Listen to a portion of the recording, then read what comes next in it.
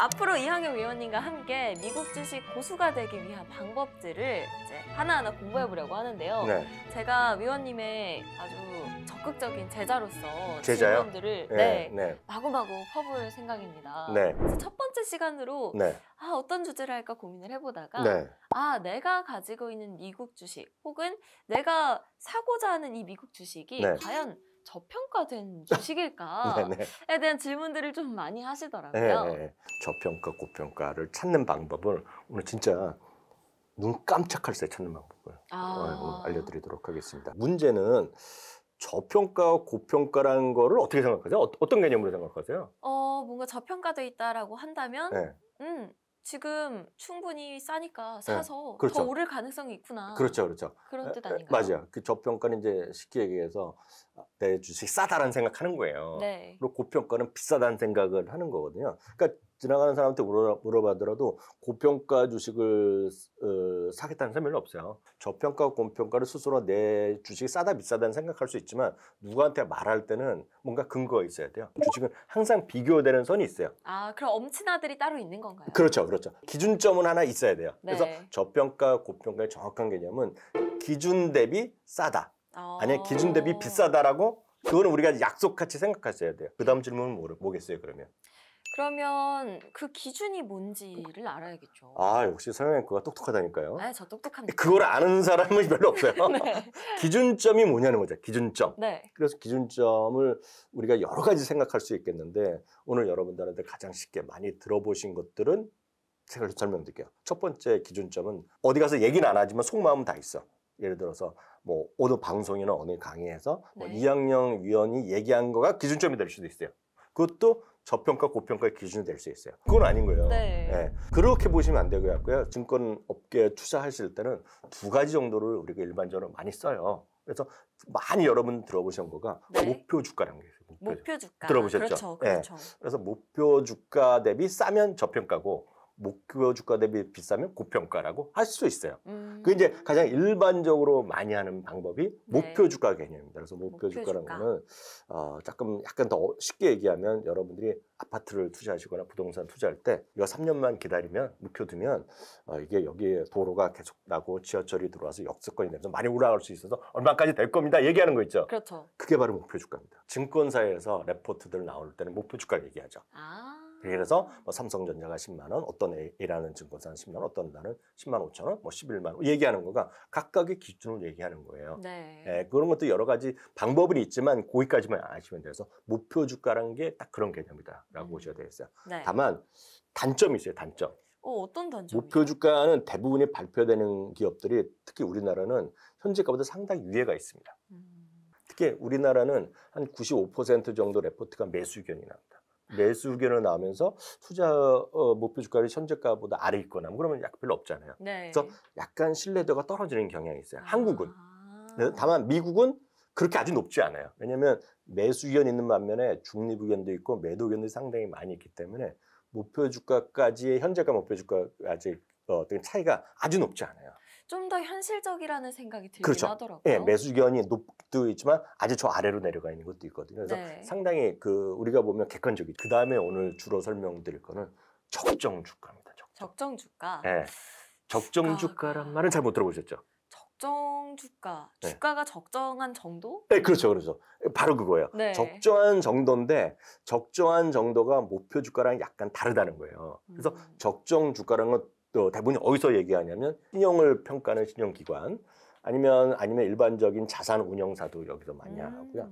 또 많이 하는 것이 학계. 그래서 적정 주가는 미래의 어떤 수익이라든가 미래의 수익 벌어들이는 매출도 있을 것이고 이익도 있을 것이고 아니면 순현금도 있을 것이고 뭐 에비타도 있고 여러 가지 방법이 있는데 그것들을 1년, 2년, 3년, 5년까지 쭉 계산을 한번 해본 다음에 그거를 현재 정말 적정한 개념으로 해갖고 만들어 온 거가 약간 어려우니까 다시 한번 부동산으로 제가 예를 들어 드릴게요. 그래서 이제 아파트 가격은 현재 가격이 있잖아요. 여러분들 거래되는 가격.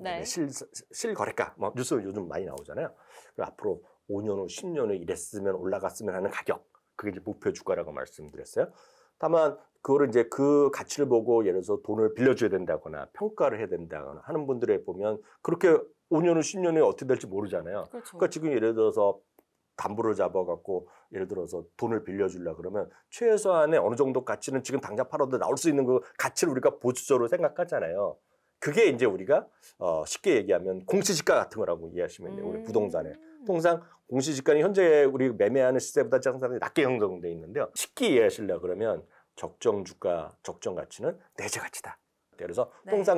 통상적으로 목표 주가 위에 있고 통상적으로요. 네. 현재 주가가 있고 현재 주가보다 상당히 아래에 있는 게 내재 가치다. 그러면 적정 주가의 경우에는 지금 이 기업이 처한 상황, 뭔가 지금 돌아가는 일들이 바로바로 거의 반영이 된다고 생각하면 될까요? 그럼 바로바로 반영되는데 미래 거도 이제 약간 할인해서 갖고 오지만 큰 흐름에서 보면 최소한 이 정도는 돼야 된다라고 생각하는 거가 여러분들이 복잡한 이거 진짜 어려운 개념이거든요. 네. 방법이 많은데 가장 쉽게 얘기하는 것은 미래에 어느 정도 벌어들인 것을 갖고 오는 거예요. 갖고 오지만 금리 상황이나 여러 가지 상황에 따라서 약간 다르겠지만 그거를 미리 현금화해서 좀 할인해서 갖고 오는 가격이 적정 주가다. 그래서 이 정도 이하는 진짜 싸다고 생각하시면 돼요. 여러분들도 부동산 하실 때 보면 네. 경매 이런 거 가끔 보면 저는 안 해봤지만 경매 얘기 들으셨잖아요. 네. 그러면 공시지가부터 떨어지면 사야 된다는 얘기 많이 들으셨을 겁니다. 아. 그때 개념으로 야 적정 주가 어렵지만 개념 어렵지만 적정 주가는 공시지가다라고 생각하시면 제가 여태까지 강의하거나 대학교에서 할 때 보면 가장 학생들이 쉽게 얘기하는 거예요. 목표 주가는 여러분 뉴스에도 많이 나오잖아요. 맞아요. 근데 적정 가치, 적정 주가는 잘 안 나옵니다. 왜냐하면 이거는 증권 업계에서 아주 많이 증권회사에서 쓰는 건 아니라서 그러는데요. 혹시 모닝스타라는 거 들어보셨는지 모르겠어요. 네. 우리나라 들어와 있는데 모닝스타는 원래 어떤 가치 투자라든가 자산 운용에 대한 평가, 펀드 평가는 세계 최고의 기관인데요.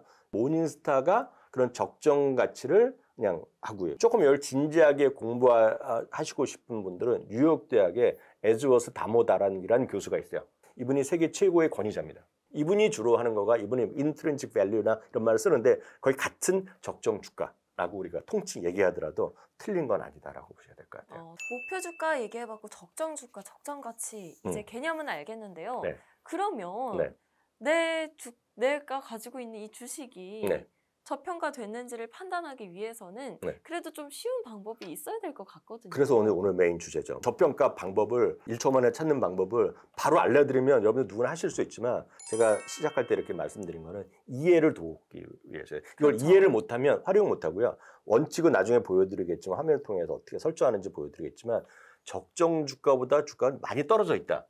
그러면 이건 주식은 진짜 저평가된 겁니다. 그래서 이렇다고 해서 주가가 올라가고 떨어지는 걸 우리가 보장은 못하지만 적정 주가보다 상당히 아래에 있다 그러면 주식은 올라갈 찬스가 있다라고 보셔야 되겠죠. 이거 증권사 목표 중에 진짜 본질 가치보다도 주가 떨어져 있는 거거든요. 그리고 다모다란 교수 아까 얘기 드리면 이분이 유명한 거가 이분이 테슬라를 2017년, 18년 때 주식을 샀던 분이고 사서 투자해서 돈을 많이 벌었던 분이고 그 이후에 또 팔았어요. 팔았는데 최근에 보면 또 그 테슬라 이런 것들이 많이 저평가돼 있다 얘기하는 분입니다. 그래서 이분의 시각을 상당히 도움받을 수 있고요. 이거를 가장 쉽게 여러분들이 어떤 저평가냐 고평가를 바로 적정 주가를 통해서 이해하실 수 있는 것을 바로 여러분들께 지금 보여드리도록 하겠습니다. 자, 그래서 저희가 이제 저평가됐는지 고평가됐는지 내가 가진 주식이 과연 어느 상태인지를 확인하기 위해서는 직접 이렇다라고 보여줄 수 있어야 되잖아요. 그렇죠, 그렇죠. 그래서 HTS를 직접 켜서 보여드리려고 합니다.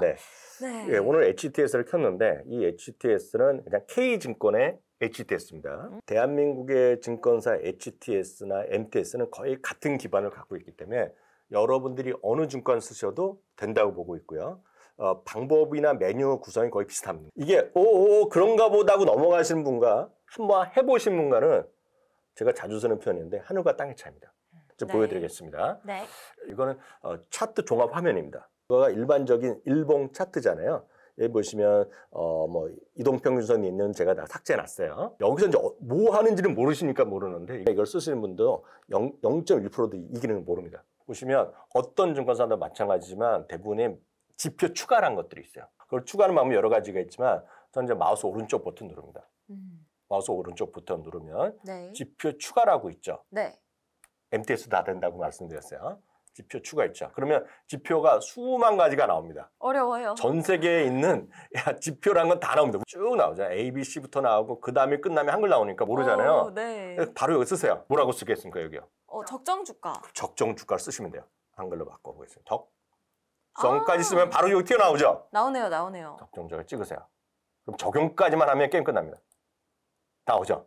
1초도 안 걸리죠, 1초. 적정 주가가 따따따따 매일 리얼타임을 적어줍니다. 이게 끝입니다. 몰랐어요. 이게 끝입니다, 끝. 적정 주가의 화면이에요. 네. 그러면 이 딱 보는 방법은요.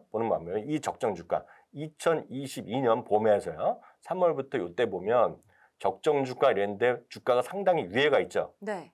우리가 이거를 고평가라고 얘기할 수 있다 없다? 아까 말씀드렸잖아요. 네. 적정 주가보다 상당히 위에 있으면 우리가 고평가라고 얘기하는 걸 우리가 기준을 삼으면 되는 거예요.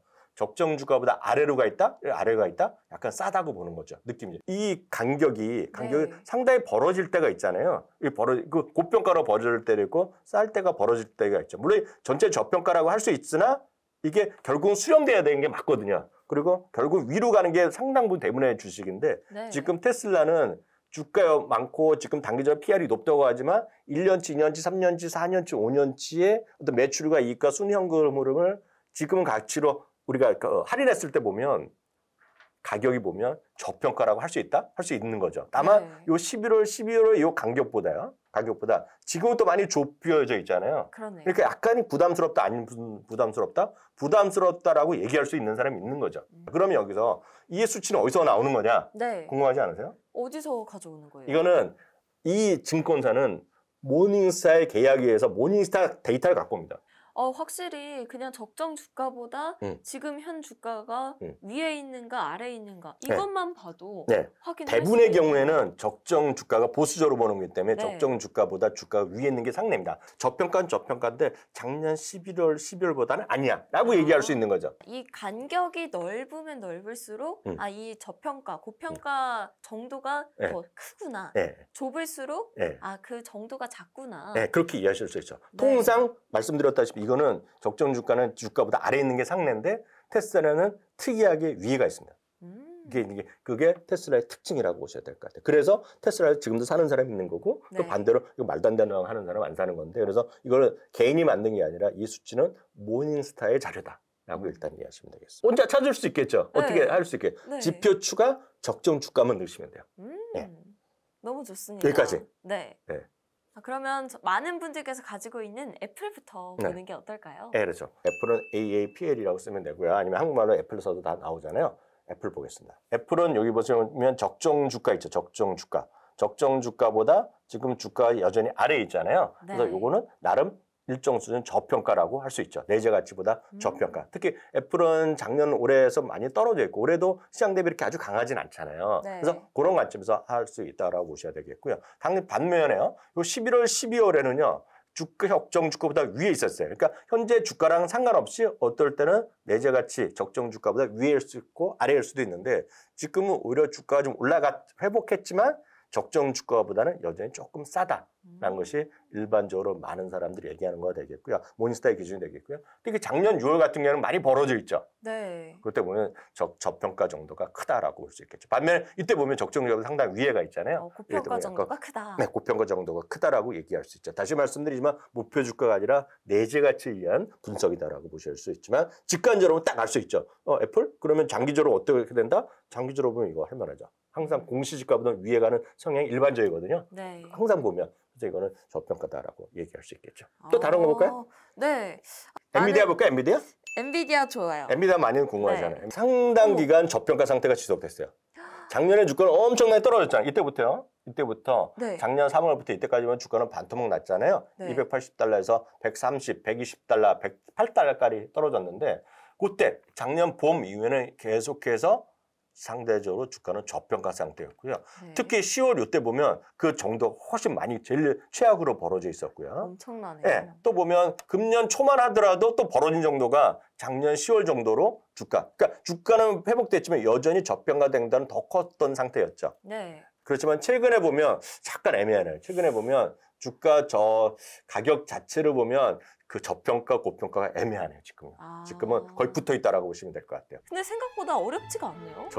절대 어렵지 않고요. 이거 한번 설정만 해두시면 그 다음에 하는 거는 여러분들 인터넷 속도. 딱 그거죠. 0.1초 만에 보이죠. 오늘 배운 이 적정 주가 활용하는 방법 꼭 잘 실생활에서 활용을 해서요. 내 주식 하나하나 다 찾아보면서 공부해보면 좋을 것 같다는 맞습니다. 생각이 듭니다. 근데 첫 번째 시간 끝났는데요. 이런 식으로 계속 가다 보면요. 네. 저 금방 입시 고수 될 것 같아요. 제가 늘 중시하는 게 있습니다. 네. 겸손해야 된다고. 그러면 제자로서 네. 이제 많이 배우겠다는 네. 그런 마음가짐을 가지고 네. 겸손한 마음으로 네. 한 단계 한 단계 따라가도록 하겠습니다. 네, 좋습니다. 이제 첫 번째 시간 마무리하도록 하겠습니다. 많이 배웠습니다. 감사합니다. 네, 감사합니다.